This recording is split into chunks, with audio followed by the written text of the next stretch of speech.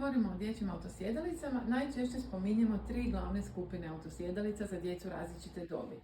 Obično kad se beba rodi, počinjemo koristiti autosjedalicu za novorođenčad koju popularno zovemo jaje.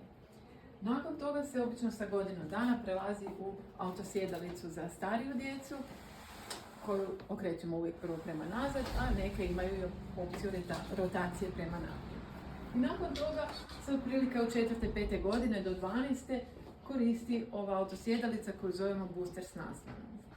Ali u najranijoj školi saznat ćete da osim tih skupina autosjedalica imamo i, na primjer, autosjedalice koje se koriste od rođenja, a nisu jaje, nego stalno stoje u automobilu i koje rastu sa djetetom skroz od rođenja pa do 4. ili 5. godine.